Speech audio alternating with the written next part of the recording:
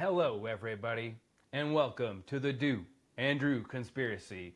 I have myself, Mr. Andrew, and my lovely co-host, Mr. Do.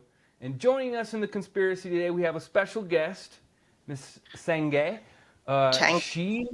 Csenge. Csenge. I'm gonna get it right. Thanks for correcting me. Csenge is a good friend of ours. We met her through Gabby Kovalenko's group where Dale and I met, same place. And so, we talk about higher awareness and all these cool topics. And so felt really appropriate to have her as part of the conspiracy. But yeah, she recently won an international bodybuilding competition. So big things happening in Chenge's life. And so it felt like a perfect time to bring her on. Yes, Dale.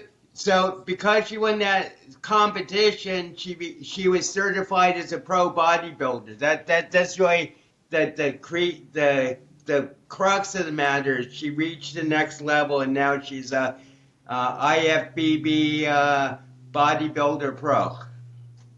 Indeed.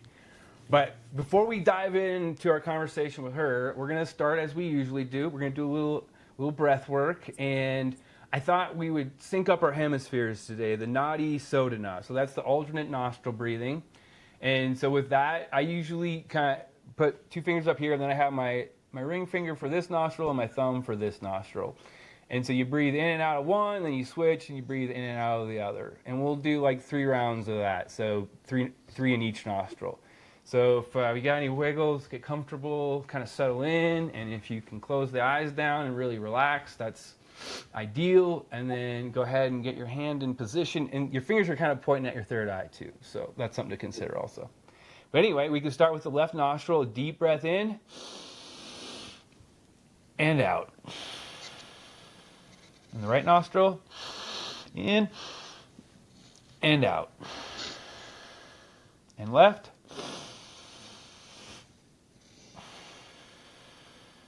And right. And one more round, left. And out. And right. And out. Amazing. We're here, we're synced up, and I think Dale wanted to introduce us with a poem before we dive all the way in. Well, actually, I have 2 poems, one for the beginning and one from the end, and one is from this entering the new era of Do, and this is like when I was like before I met Rose, but still hoping Rose being my empress in Velvet Velours. So this is called King of Unrequited Amour Poetry. I was scared to say I'm in love with you because it's dangerous to speak what's true. And from all pain one needs protection, for no one likes feeling of rejection. So that I have floated in deep abyss, swimming in the ocean of solitude, drowning in my desire for a sweet kiss, trying to build my inner fortitude, which results in my being left behind in the eternal race to find a bride. Although to ladies I have never lied while being to romantic chances blind, for which I can blame no one but myself, as long ago I put sex life on the shelf. Oh, geez. Yeah, this is what, 2014 era?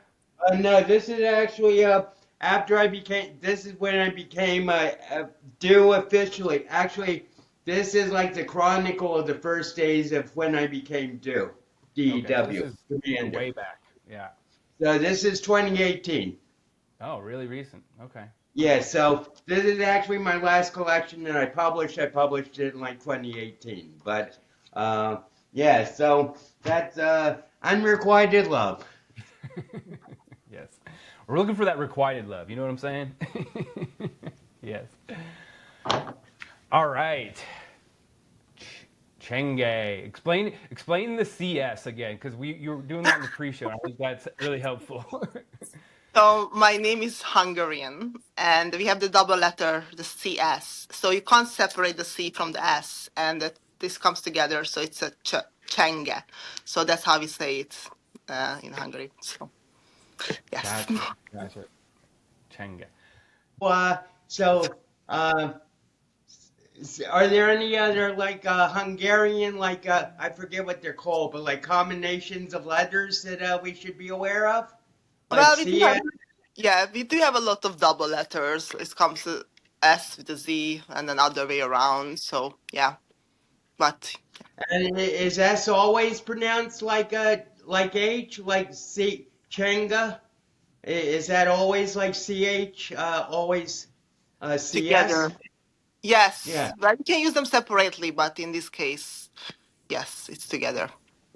And you just turned pro, and congratulations on turning pro in the bodybuilding. That how long has your quest been so far? Well, it took me 10 years. 10 years to Wow. achieve this goal. So been competing 10 years. Yeah. Amazing. And has it been like a constant quest, or I mean, how have you supported yourself? I know you have like a lot of international tournament, meet championships and everything. So how do you like support yourself through your travel and Well, while training and everything? and I work as a personal trainer right now. So that's my main job. So that's what I do. And that's how I earn the money to be able to do what I do. Yeah. And Is India like the most exotic place you've gone in your competition, or I did went to Thailand, yes, last year. okay? So yeah, that was amazing. Yeah. Yeah, But I I love really Thailand. prefer, Where in Thailand? I've been to Koh Samui and Bangkok. Okay. Yeah. Yeah. Yeah, Koh Samui. That's really pretty. Yeah, I love the beaches in Thailand. It's been it was a very fond memories of mine being in Thailand and just like I don't know, the vibes are great and Bangkok's a wild city for sure too. Definitely a little different perspective there. But the lady boys and that sort of thing were definitely a cultural shock from my perspective. But all viewpoints are valid, right? well, I was I had the best 5 days of my life in oh, Bangkok that's in right. 1974. I I remember uh, that. I was going to school in England, and I had to meet my parents in Hawaii for the American Bar Association. So my father, who always loved trains, at first said, "Well, why don't you take the Trans-Siberian Railroad to Vladivostok and fly to Honolulu from there?" I'm like thinking, this is in the midst of the Cold War. I mean, it's the height of the Cold War. It's even before Reagan and Gorbachev had met. It's like Ford and Brezhnev. So I say to my father, I don't think I want to be the only American within 10,000 miles in the middle of Siberia. So I'm going to like nix that idea. So my mother went to Neiman Marcus, who she was very, I mean, actually Neiman, Stanley Marcus put my sister's 18th birthday on in Dallas. So my mother was very close to Neiman Marcus, so they put together a student package. I went to India, Thailand, Japan, and Hong Kong in 2 weeks, and then I flew to Hawaii. So, but the time in Thailand was like basically the best time in ever. Yeah, one of the highlights of my life. Yeah. Is that a question or a story or an? Well, I just want to like tell about my experience with Thailand. I So, understood. did you have any particular adventures in Thailand, Jenga? No. Yes. Any particular adventures anywhere that you want to tell us about? Not really. Okay.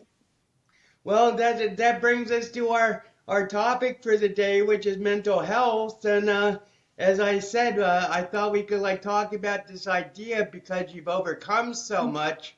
I meant dyslexia and just doubt. You were telling us that people are telling you you would never learn another language. You'd be lucky if you learned Hungarian. And so basically, a revelation that I had about a month ago with my therapist was my superpower is I'm oblivious to the trauma of my pain. to the pain of my trauma. And does that like spark a resonance in you, Jenga? It does actually a lot. So because I don't think people really understand like what dyslexia is, because I speak and look like as a normal human being. So people would look at me and then obviously they don't think that I have dyslexia and how much it actually affect me every day. Yeah. So what are the challenges that like you can recall from when you're really I mean, do you still experience challenges with it pretty Yeah, regularly or yeah, very yeah. regularly. Yeah, because another way, like, so my brain works a bit differently. So, for example, I can't remember people's name or like cities. So that's one thing. Like sometimes it doesn't matter how hard I try, it just doesn't stick. So it's really difficult for me, and it's not because I'm disrespectful, not able to remember someone's name. This is just really hard for me to do. It's the same with English. Like I had to force myself to learn. I moved to England, and I forced myself in a situation where I had no other chance but to learn and to keep using it every day. So Yeah. yeah, Now, being surrounded by people who speak a different language would certainly be an opportunity to really dive head first. how how long ago did you move to the UK? well, I was 18 years old. Okay. So yeah, and yeah, did modeling before, so I was traveling, and I just had to learn English. So there wasn't really another way for me. Okay. So Why, I have go a ahead. Go I ahead. have so do you find is it like easier with your dyslexia to like learn through like immersion in the language? I mean, where you're actually speaking it and you aren't like learning it from a textbook. You know, you're learning it through the experience of speaking it. Is that like a lot easier to learn for you? Yes, and it's coming together with my superpower, which is I'm more like I feel, and instead of like able to use my brain. So that's the how that I think it's compensating each other. So sometimes like I talk to people and I understand the thing what they mean, but sometimes I don't even understand the word. So Right. so but I have a feel of it, what they mean, for example, and then slowly I learn certain words I actually don't known before. So That yeah, sounds that's like it the would be a very useful skill when you're talking to Dale. exactly. No, yes, it is But I feel actually. So that too, right? Like the words are a piece of the communication, but they're only a piece of it, right? it's And just a so piece of it. Exactly. Yeah. so you're tuning in more into the energetics and the context of that's really cool. Now that does feel like a superpower, absolutely. Do you feel like that? So I guess the question is, do you view dyslexia as like a curse, or is it like something that has led you to something greater, or how do you perceive it in this moment? So it's given me a lot of struggles when I was younger and I was studying. It was really, really hard for me because I didn't understand like what's different about me and what's wrong and why I can't do the certain things other people can do. But from a very young age, like I had my best friend and she's a lawyer, so she was like helping me in school as much as she was possible. I can't read from a book, so she was sitting next to each other, and whenever the teacher told me to read from a book, it was obvious that she read it for me. Like everyone know that if they say my name, she's reading for me. That was not even a question. So I had like really good experience and people understanding it, that it's really difficult for me, but also people not able to even comprehend like why I'm not able to do certain things they do, because obviously they don't have the experience. So I do, but also I don't have the experience of what they do. So I'm always trying to see it from other people's point of view. And I do understand that certain people they can't just see it from my point of view because they don't understand what I'm going through constantly. And so, what? Just to like be specific, what would you say you are going through constantly, Chenga? So I feel like a crazy. That's why actually when we ever had a chat with Gabi, that's why we went through that. Like the amount of feelings it goes through my body, like constantly. I don't think it's normal.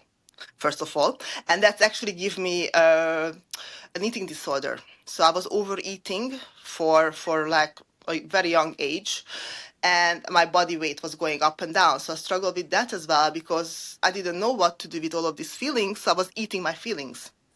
Okay, so now I learned the last 5 years, I take a lot of time for me to understand that it's safe to feel whatever I'm feeling, and I don't have to eat my feelings. Right. So, yeah. Yeah, that's beautiful. I mean, that's a very it feels like that's a common thing among the human condition is like, yeah. I mean, we all have our like coping mechanism to deal with the things that feel uncertain or strange, and yeah, eating is a very pleasurable thing, right? And it can help distract us from whatever else we're experiencing. Us. So that's really interesting. I'm trying to think. So like, as as a competitor in a place that's it's a very subjective competition, isn't it? Like, I mean, I'm sure there's certain criteria that you work on, but at the end of the day, like you're being judged. How does that factor into all this? Oh, exactly. So this is one of the things I wanted to point out that certain things I'm doing, like speaking English, competing in bodybuilding, none of this like should be like I shouldn't be able to do all of these things, but I'm still doing them. So that was one thing I really wanted to point out, because all of these things like speaking English and competing, I just love doing, and I'm doing it for me. So it's not for anyone else. Even the competing, I know it's a physical competition, and I've been judged how I look, but I just love the challenge for myself. If that makes sense, it gives me a goal. Yeah, it So, does make sense. how do you train at Jenga? I mean, like, do you, I mean, what's your routine in the gym? You know, I mean, how do you get yourself in such great shape as you are that you're a bodybuilding pro? I mean, like, what's the routine? What's the, I mean, obviously it's probably a holistic approach. So it's always changing. It depends how I'm looking. So I have a coach who gives me the workouts and the nutrition. So I just follow the plan, and I just trust my coach, really. So I do cardio sessions and I do weight training. So because so it's a physical competition. So I need to look a certain way, like a very feminine way on stage. So what is really important in my category, which is fit model, is to have a really feminine look. Right. Yeah, to have Absolutely. grace on stage, right? Yes. It's like there's choreography to it and all that too, right? Like Oh there's some. my God, that's super hard. Like the way we have to present, yes, in a high heel. So also have a posing coach, and she's incredible. And then it's a lot of hours of work in to do what I do on stage. So yeah, And how long you had the coaches for? I know her for like 5 years. Yeah.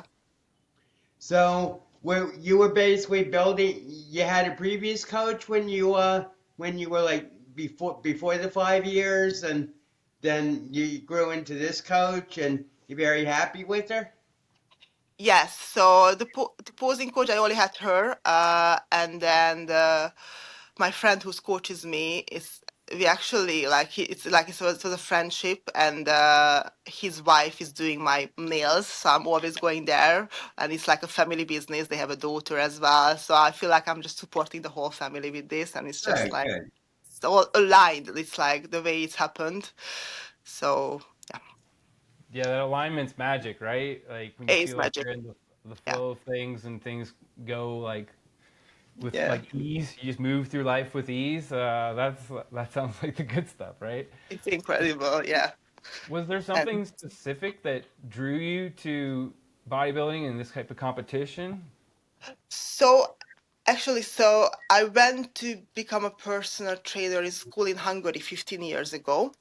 After I stopped fashion modeling when I was 22 because that was the age when you are too well back then. We're talking 2012.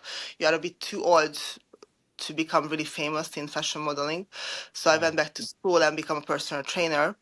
And most of my friends started to compete around that time. It's 2010, so 15 years ago. But coming from fashion modeling, I already know that I have a problem with eating. So I have a really bad relationship with food. So I was like, okay, if I start competing, it's just gonna be worse, and I was aware of that. So so I didn't want it to compete because I was like, I'm just gonna give myself a bigger problem. Right. But then I started to work in fitness in London, and then 5 years passed in 2015. I was just like, I just want to try competing. So I did, and I just fall in love with it. And it did made my eating disorder a lot worse, Really. and like a lot worse. Okay. But then I fall in love with bodybuilding so much. So I was like, okay, this is gonna give me a goal to fix the problem in a healthy way, which it was really hard. I'm not gonna lie. And for that time, now we're able to talk about those eating disorders and problems. Back then, I didn't even know what's wrong with me. Like I had no idea. Like I was like, okay, why can't I just stay? And again, it's a body image problem as well. So as females, we don't see ourselves the way we actually look. Right. Okay, so that's the main thing. And then from this, I learned that like to even if you don't love yourself the way you look because you don't feel at home, you at least need to like how you look, and then we can progress from there. So because if you don't like the way you look, it's just going to give you more problems.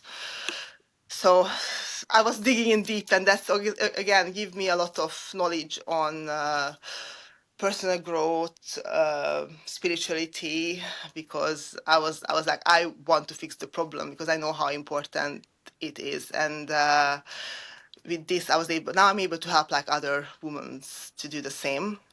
But it was a really long process, and in the depth of it, sometimes I wasn't even sure if I'm gonna be able to do it.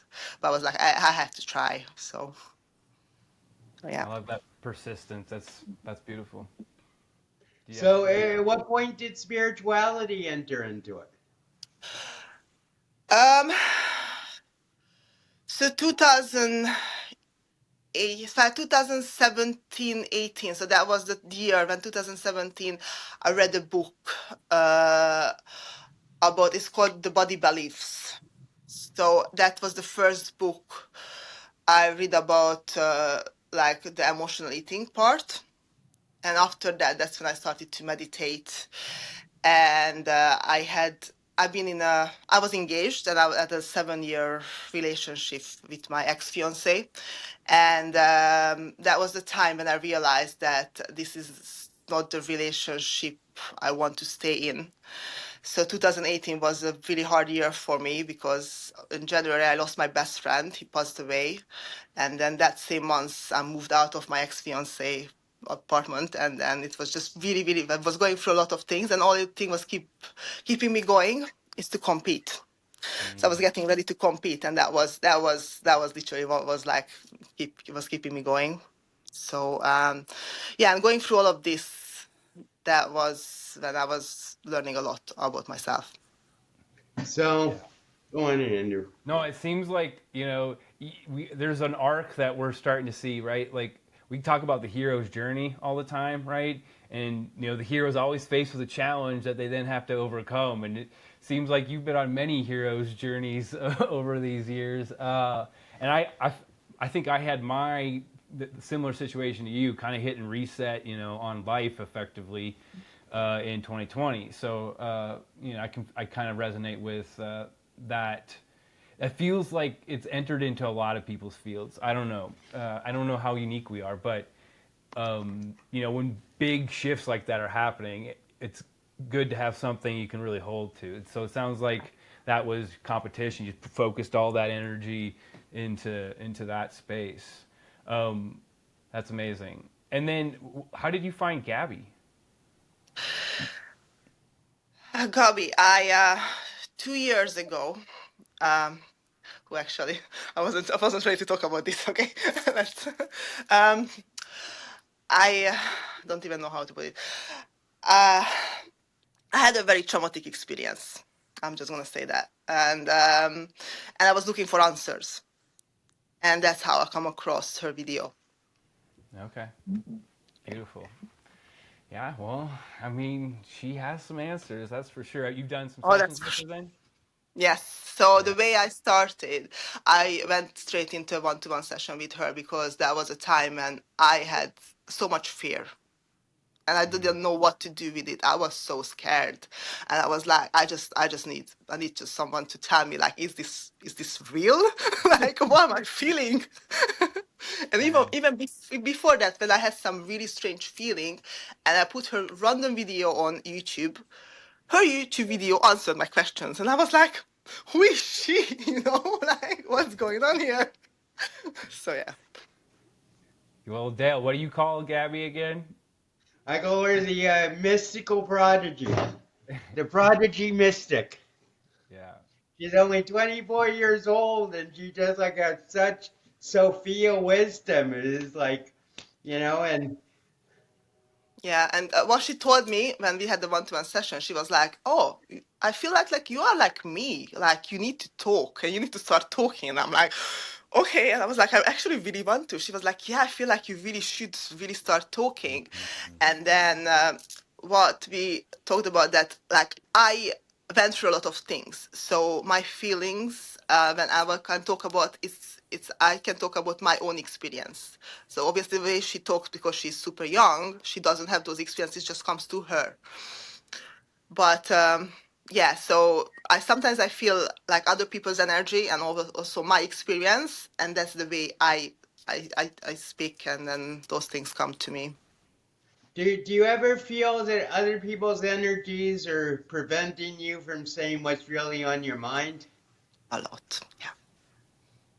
Yes, Mm. and then because it's also because whenever I like to speak from my heart and I open up a lot if I like I and some people like just misuse that things, and yeah, I had some very bad experience because of that, like certain manipulation, because I'm just wanna help and give my heart, and yeah. Well, Yes. for me, the new deal that started about a year ago is I've been I realized like basically up to basically my 70th birthday, almost everybody in my life was using me as a way to further their own agenda. And basically with Andrew basically broke this chain because I feel that he has no separate agenda except co-creation and growing with me. But that's really the first person in my life basically for 50 years where I feel I'm not actually being used for some ulterior purpose. I mean, basically, I feel my light, I give my light freely, and people for a long time took advantage and basically built out of my light the world they wanted to make. But I wasn't able to make my own world, and that's really the switch that I've made. I'm building my own world now. I don't care about other people. And if you want to be part of my world, that's fine. Otherwise, that's your choice too. Yeah. Yeah, no, no, that's the reason why we're here, because I actually really wanted to talk about this, because I didn't know what to do with this, because I don't want to sound like a victim, but again, because I look and sound like a normal person, and yeah, and I feel this exactly the same as you do. So yeah. Well, one thing I figured out a long time ago is I'm just like too advanced for most people. I mean, people just don't understand my higher selves that I'm speaking from, and that's fine. Everybody like has to exist at their own level of understanding me, but a lot of people I think are very reluctant to like go beyond their comfort zone to really see what I'm saying, and that's why I'm so grateful to Andrew and Gabby and people like you that just like give me a chance to express myself. Yeah. Yeah. I thought you were. I mean, I know you've read the book Four Agreements. Is that accurate? Yeah. We did 2 episodes on that earlier I in need to the. watch that. Oh my Yeah. God, that's my favorite book. Yeah. But one of the agreements, right, is to not take anything personally, and like I could see as you feel like you're moving through the world with this sort of invisible condition that the need to like explain yourself or to take the way people are responding to you personally would be like a pretty huge thing to overcome. I'm wondering if there's anything else, like any other big takeaways from that book that you've been able to apply in your life. Yeah, that the main thing is that don't take anything personal. It's very hard in our situation. Then just talked about that people manipulate us. So it's really hard to don't. I mean, I don't take it personally because I'm sure whoever did manipulate or keep doing that, they have something what they do it for. So it's for me it's really just hard to see when I only the one thing my intentions are with every single person is that I want to help and I do everything from my love, and I just don't understand why people have a need of manipulating me. Yeah. Yeah, Well, it feels like it comes from like insecurity or something like that. But what I always think about is like, are there boundaries that I can put in place, right, to not experience that type of manipulation, and maybe sometimes it's like an opportunity to learn how to put a boundary in place too. Like, oh, this person, I need to express something, the voice to this person in order for me to have a relationship with them, or I don't actually need a relationship with them because they're not, in alignment with who I am. Because what I believe in, like every single human being in this planet, we are all equal and we all connected. And if you know if you, this is my point of view, but we've been told a lot of times that I behave that I'm like more than other people, and I'm like, I just don't understand why they have this. They're intimidated by your beauty. I mean, I get it. I might be a little intimidated too, but we got some separation here. Yes, you're welcome. We can acknowledge a beautiful human form. I think that's completely valid. Yes, and that's the other thing. That's the other thing. Yeah, it's been manipulated a lot of time, and obviously I'm aware of that. But at the same time, sometimes it just backfires for me. Other than giving me something, I was like, okay, well, what do I do with it? Great, I'm beautiful, and then like, well, I think that Andrew brings up a very good point, is that you can't underestimate the feminine power of beauty.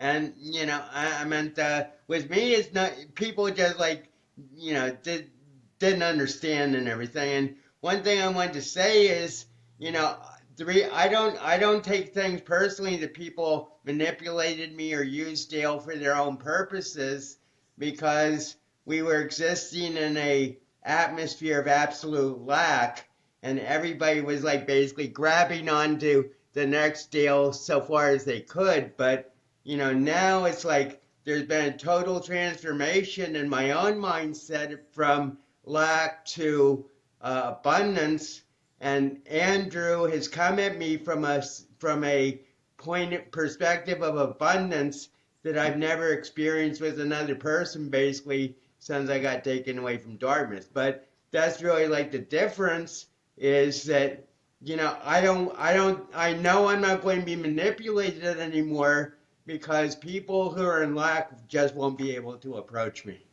yes, this is Yeah. amazing. This is so beautiful, actually. I love that. Well, there is something about encountering a person who is already like a whole person, like they are able to self-regulate and have a self-confidence, and they know themselves. I think that's really where that comes from, right? The quest to like know who you are, what your authentic expression is. And if you're in that resonance, you'll attract people who are also in that frequency. I mean, at least that's how I see it. I mean, do you feel like you're attracting different types of people now than you were in the past? 100%, yes. And there is also like a wave of it, like, um, yeah, yes. Yeah, I mean, the coaches that support you and this family that, the scenario, like all that sounds very supportive, right? And I And think that's yes, key and for. also the new supplements company I work with, like that was so like I was with one of my really good friend training when one of my old teacher called her, and it was like I was like, there is no coincidences like this. Like I I need to do this, and it's just a huge alignment, and I really needed it in my life at that exact time. So yeah, Right. Divine time. Yep, absolutely. Set So your watch to divine time. That's all you need. yeah, it's full oh yeah. time. But also time. That's another story. Oh, dyslexia and time. Do you want to tell us about that? No, it's not about dyslexia and time. I think it's just time overall. But I wanna Okay. know your opinion about that actually. Like, how do you view time? Yeah. Well, Dale has. Go ahead, Uh, Dale. Okay, so this brings up my new like equation for reality. It goes simultaneity, which is quantum reality, where all infinite universes are merging at every Dale moment. So basically, simultaneity is the past, future, and present all happening within the field at the same time. So simultaneity leads to insanity, which is being unable to process all the simultaneous realities coming to you. So simultaneity leads to insanity without spontaneity. And spontaneity is like the vessel through which you navigate the river of simultaneity. Being in the flow. That's what we call it, right? yeah, Do you feel that flow state? Like, is that a big part of like your workout and that sort of thing? Is that a place where you just feel safe and at home, or yeah, yeah. There's any definitely like any other places in your life where you feel like that flow, or like that you really are able to like, I don't know, feel like you're really in the right place? this experience now in India when I was winning the pro card. I was doing this competition exactly a year before, and this year I felt like I went back on a time machine. Like it was just so surreal, like being in the same place in a year later. I was like, what has even happened in this year? And yeah, it was a really surreal experience. Yeah, and I was just super calm, and I'm just like, I either had a nap backstage, which I never do. I mean, the show was running 4 hours late, okay, Wow. but yeah, it was really You're a flow you're state. able to Yeah. relax enough to take a nap back. That's, I mean, that sounds Yeah. pretty flowy. That's awesome. It was. Do you end up forming relationships with your competitors, or is it like caddy, or how does that work? So most girls are very competitive, and I'm not gonna use the word I want to, but yeah. um, but I made them actually some really nice friends. So one of the girls, she needed the shoes to go on stage, so she picked me to come and ask me for my shoes. So we were in different categories, so I let her borrow my shoes. And there was another girl from India, and then we actually had a really good conversation backstage, and then we went out for dinner together after. So yeah, Amazing. Yeah, I would imagine like, well, that's how I would picture it being ideal, right? Is where you're actually like supporting each other, yeah, yeah. and yeah, because ultimately the judge is making the decision, right? It's not like, Exactly. It's not. Yeah. that's cool. That's cool. So, Csenge, tell us about omega 3s and omega 6s. So yeah, so we've been talking about this a lot the last couple of days. So this is the new supplements company I'm working with, and we do have a blood test to measure the discrepancy of the omega 3 and the 6 in people's blood. And then the way, like for me, when I diet, and the week before, so we go pretty lean, and the last week before the competition, my brain doesn't work. I can't think. I can't even put my shoes on. It's bad. It's really bad. So the brain function is like a real struggle. Whoever competed know how bad it is. And it just hits you, and there is nothing you can do. Except this time, when I started to use just those supplements a month before, and I was flying over to India, 10-hour flight. And and my brain was completely fine. And I was like, what is even happening? I was just so, I was like, I don't even understand what happened to me. But yeah, so that was a magical supplement, which is Okay. actually like it's omega-3, 6, 7, and 9, and vitamin D.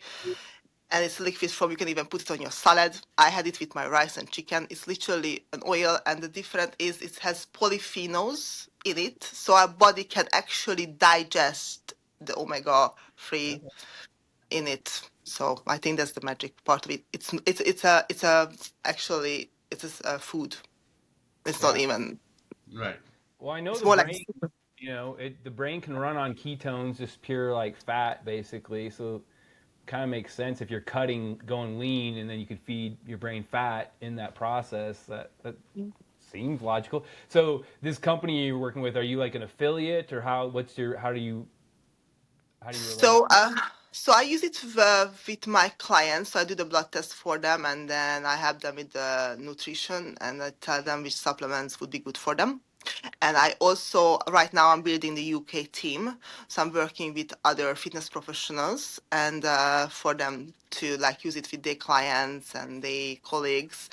And also, we applied. I haven't got the answer yet to become a brand ambassador. So I'm doing a lot of videos for them. So yes, and because this is the woman I learned from in Hungary 15 years ago when I went back to school.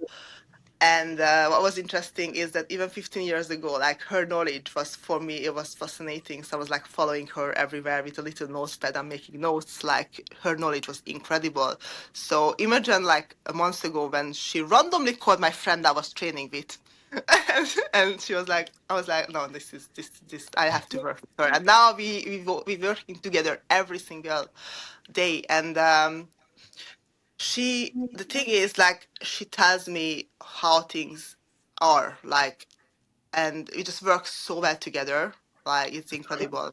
And she told me that she needed me to take her out of her comfort zone as well, so it's not just like I really needed her, yes, but it's just amazing. So yeah. Great. And so, what other supplements do you do or recommend? Or I mean, does the company, does the omega 3 and 6 does that just want to have one product, or do they have So like a whole there's a lot of products, but that's the main supplements. I would say every single person needs it. Like this is something Right. so important for us to don't get sick. Okay, so that's the main thing, because if the omega 3 and 6 out of balance, that's when we start getting sick. Hmm. Okay, Okay. so that's something so basic every single person needs, and we do know that how important to take those supplements are, but we don't know if they work or not, and that's why this company is different, because we do have the blood test to see it's working. So it's not just because I feel good. What I'm saying it's a good supplement. No, it's your blood. Right. So Yeah.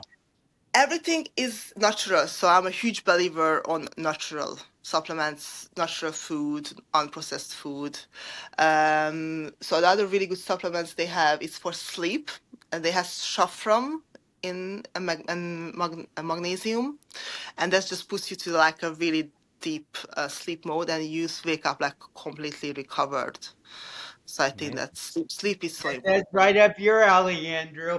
I'm of the sleep deprived, Jenga. I only sleep when my body needs it.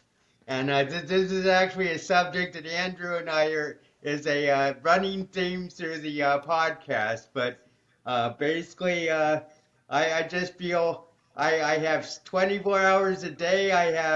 And I have like 18 hours of work to do, and after that, then I can sleep. But basically, I've gotten to the point where where I feel I'm not touching the spirit world through sleep. I'm touching the spirit world while I'm awake. And when I go to sleep, it's just we're like closing down the set for the day until the next deal. Well, you can help me, Changa. What does your sleep look like? What's your ideal sleep schedule? So 7 hours. I need 7 hours. Yeah. Yes. And you sleep like when the sun is gone from the sky, that kind of thing, or Yeah, well, it depends, like, because I work in the gym. So, and there is mornings when I have to wake up early and go and open a gym. So Okay. it's obviously it works, it depends on my work schedule, but I like my 7 hour sleep at least, if not eight. Same. I agree. Well, no, that's my perspective. I believe that sleep is sort of foundational for so many parts of life, including our brain and body, right? And so I would imagine as an athlete, you, if you notice when the sleep is too short, it's starting to, do you feel it in your body when you haven't had enough sleep, or what's the sensation, I guess? I I used to like struggle more like during the day. But now actually, so it depends on like if I'm competing, getting ready to a competition, how lean I am. So I struggle to fall asleep when I'm leaner. So that's why I take these natural supplements. So then for sure I have a very good sleep because I can't afford not to have a good sleep because I have to push myself the next day. Um, yeah. So you mentioned like how females like don't perceive what their body, they basically misperceive their bodies. So how do you feel about your own body now, and how do you regulate like maintaining competition fitness with your own desires for, like I meant, do you sometimes think you're too thin, or I meant that or do you like think about the food disability or whatever? It's really interesting that you asked this question actually, because it's changed for me around like a year and a half ago. It's become more about how I feel. And before that, I was always like how I look. I was like always focusing on the way I look, how skinny I am, how much body fat I put on. And now I'm like the way I feel. That's the only thing that matters. It's really strange to say that when I compete in a physical competition. No, I think that's beautiful because I believe the device, the body, is always communicating with us, and the more we can learn to tap into that, the more coherence and alignment we feel within ourselves. So that's really cool. And even now, like after the competition, it's been 2 weeks, and after like usually I eat like chocolate, I eat a lot of food I usually don't. And right now, the way I feel, I was like, I can eat anything I want really, but I don't want to because I just want to feel good, and I know what unprocessed food gonna give me that feeling. So yeah. And I, sometimes you just eat and it just sits at the bottom of your stomach, and you don't it doesn't feel right. Yeah. yeah, I've witnessed Dale's eating habits. I told him yesterday he has the diet of like a 12-year-old boy. Okay, so what's your like? I want to know this. What do you eat? Peanut butter and jelly and Cheerios. Oh, okay. Well, And I'm getting my six pack back, I noticed. Well, But you're actually, losing weight since you went back to cannabis, right? right. And why do you think that is? What's your opinion, Dale? I feel that my body works its optimum efficiency when I'm stoned. So we'll see. I don't know. I'm assuming cannabis is like banned from competition, or do they do drug testing at all? Or I don't think they do drug tests, but I never had a drug test in. Yeah. okay, gotcha. All right. Hey, have Well, you ever done cannabis, Jenga? When I was a teenager, I tried, but I have a really bad experience. I threw up, so I was like, I'm never gonna try this again. It just felt horrible. Just no. dang, that's too bad. That's okay. I Well, mean, THC isn't for everyone. Uh, yeah, like I do have actually, even if I smell it, I have a headache from it for some reason. And it's really strange because I don't drink alcohol either. And there's other thing. I know you guys don't as well because I've seen the podcast, but that's something so natural for me. Like, and I've been judged because of that as well. So yeah.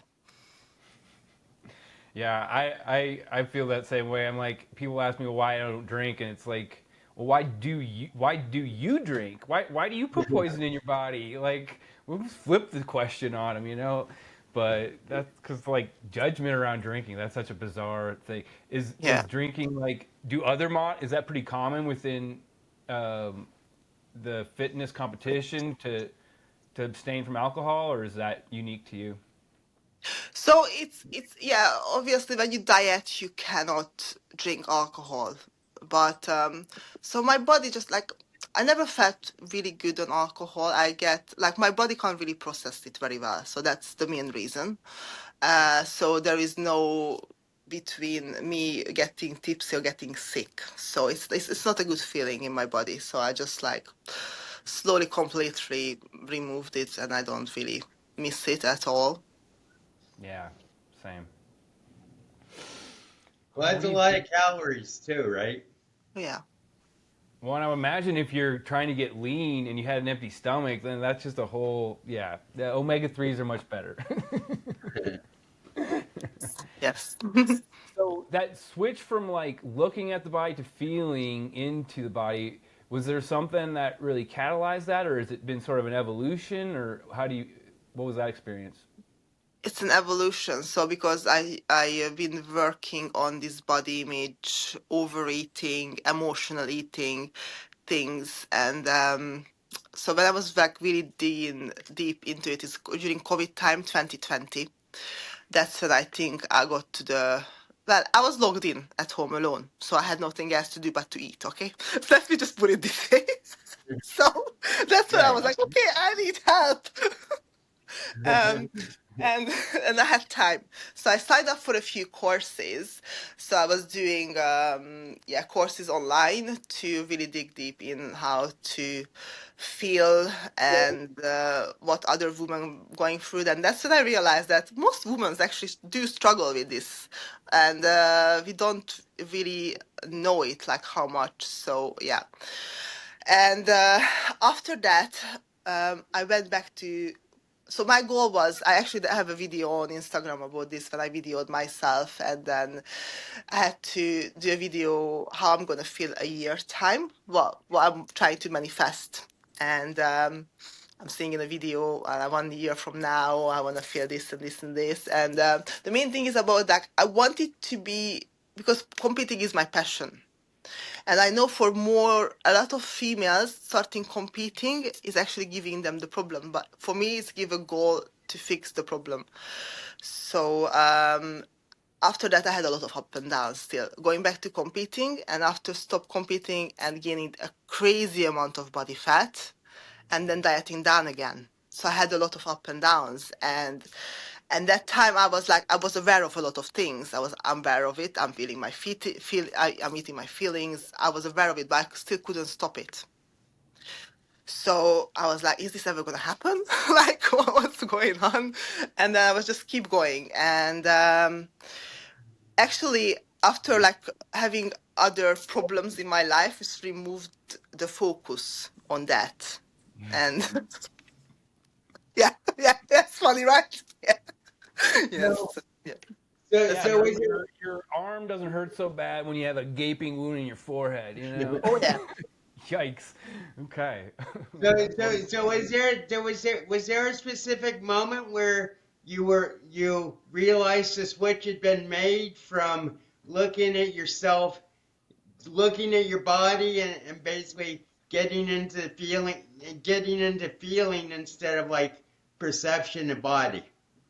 No, it was a slow Was there like process, one moment, or did it just like sort of gradually happen? gradually. Yeah. Mm, Yeah. yeah. Well, So I applaud your courage. It feels like that's the story here, right? Like you're courageous to leave your home country, courageous to take on something that you knew could inflame these other issues, and really say, no, I'm not going to bring fear to that. I'm not going to let fear be a limiting factor for what I experience in life. And I think, that's something that's so important for the conspiracy we're trying to spread. And that's the other thing. Like for a very long time, I don't think I had fear at all about anything, and I don't know why. And then we mentioned the book, The Four Agreement, and they have a new book. I'm reading that right now, And that's what they talk about when the kids doesn't have fear for I don't know how many years until they understand how the words work around them, and then they have a fear. So I was like trying to self-analyze myself, okay? So I'm like, I don't think I had this fear thing for a very long time, and I wonder why that is. I was like, maybe I wasn't progressing the way as a normal human being is. And then when did I started to have this fear and the perception of other people? So yeah. So when you mentioned that, like I've been doing this, and I've been because I didn't have fear for a long time. I was just trusting my own instincts to go and follow whatever I felt like doing, and I didn't know the word existed in some other ways for some other. Well, that sounds Well, beautiful. That sounds amazing. Yeah, but now I do. So I want to go back. Yeah. Okay. Well, yeah, it's I've never heard it go that direction. It's usually the other way. Like I was fearful and then I learned to sort of release some of that. So, okay, interesting. Interesting. All so right. are you saying that you learned fears, Jenga? Hmm. Okay, that's very interesting. And I know. that so you were fearful, and you went to Gabby, and she basically got you out of the fear and back to your fearful self, fearless self. But I'm still working on that. But that's why we're here Oh, today. Yeah. okay. Amazing. Amazing. What do you think, guys? Anything you really want to leave the Do and Drew conspiracy audience with? Any kind of parting thoughts while Dale finds his poem? Yeah. Well, I actually wanted to ask because I had a little chat with Dale before of the podcast, and he was telling me the timelines when he was experiencing a few things at the same time, and I just wanted to ask him about that, and I wanted to obviously ask you as well. How do you view that? I'm sorry. I'm not sure I got the question, Jenga. Can you translate my question, please? So two things at the same time, like what? Just Like like timeline. So we've been talking oh, about, yeah. multiple So, timelines. well, basically, I've been on a 50-year timeline. Basically, I got taken away from Dartmouth for my "I'm God" joke, and I spent like 50 years of preparation to come back out into the world and, help people with what I've learned in 50 years. And that really is the timeline. And basically, I mean, what you were saying about being scared and fearful is, I think that was like maybe it's not a superpower, but it was like definitely one of my character traits is that I would never be scared. And so I'd be put in a hospital 15 times because danger would be like converging on me and I wouldn't be aware of it. And I meant when I was in the program, I was hospitalized 9 times. And since I got out of the hospital in my own apartment, I've hospitalized myself 6 times because I knew I was psychotic. And to me, psychosis is like where infinite timelines are converging into what one point, which then explodes into the Big Bang. And so basically, I see timelines as basically convergence of and into the Dale moment of possible infinities. And when that actually reaches infinity, then there's a big explosion, which is what happened in 1984, which is when I had the death of Dale, where I saw the world imploded in a thermonuclear holocaust. So are you saying you feel like you're experiencing like parallel realities or yeah. I don't know Yeah. what to do with it and how to even, yeah. Well, Well, do you feel like it's because there's like an old part of you that's maybe not serving you and then there's like a new part coming in but it's not quite 100%. Yeah. okay, yeah, that yeah, that's life. All right, then. Okay. Good I to mean, on know. the spiritual, I mean, let me tell you about my current experience, right? Yes, please. Because there has been sort of a path. I had the cannabis business in Oklahoma, and then I shut it down. And now I've been kind of incubating here in Colorado, and but there's new opportunities coming in, and some of them feel kind of scary, but they're also opportunities that would require me to be a slightly different version of myself. I think is that's essentially what it is. So it's almost like you're expanding to be able to do more in that phase, and it can feel a little weird. It can feel a little uncomfortable.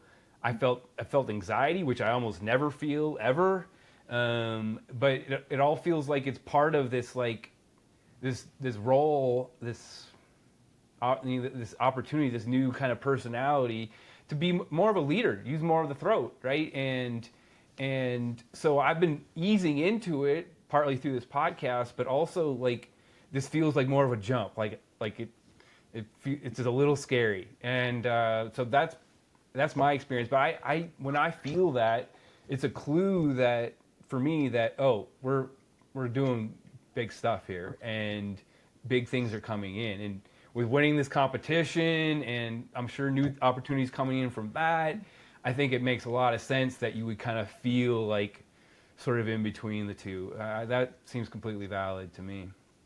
Okay, I like this explanation. And you're surfing between you're surfing between two oceans, Jenga. It basically, you got the old waves, which were up to your abilities at that point, but now you're entering the deep ocean, and the waves you're surfing are tsunamis rather than just like general waves.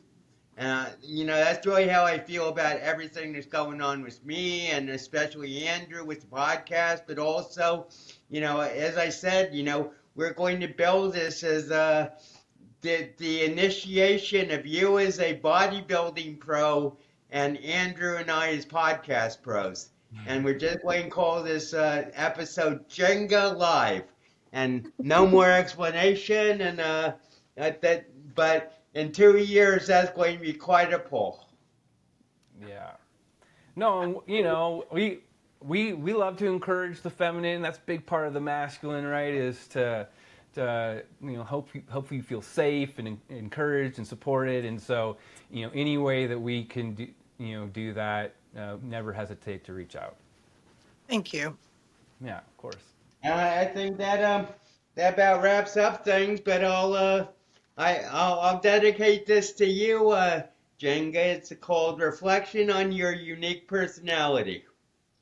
You might not be the prettiest peacock in this theme park, but my poetic creativity flies on the wing of your beauty. You might not truly be the sharpest pencil in the box, but my inspirations are guided by light of your intellect. And you might not have the most buxom body on sandy beach, but my libido longs to gaze upon you in tropical bikini. And you might not be the most sacred saint in the world has seen, but my heart beats to the musical rhythm of your kindness. And you might not be as fulfilled as you would like to be, but my bliss is founded upon cornerstone of your presence. And you might not be able to avoid madness of your dreams, but my prayers every hour are dedicated to your happiness. And though we might never be joyful couple I hope for, still your friendship is holiest reward Lord has bestowed on any male who has ever experienced the human condition. Thanks, Dale. Thank you. And that's from 2012 or so. So Wow, Yeah. amazing. Well, thank you very much, Csenge, for joining us on the conspiracy today. Is there a link or anything we can put in the show notes to where they can find you, maybe your supplements, anything like that? Yes, definitely. So we can use my Instagram. It's Csenge IFBB Pro. Yeah, I think that would be the main one. And thank you so much for having me. well, Absolutely. it's been our pleasure, Jenga. Thank you Yeah, for showing up. Thank It's absolutely. you. it's always great to have a new ray of sunshine on the conspiracy. Indeed. All right, everyone. Thanks for joining us. We love you. Bye.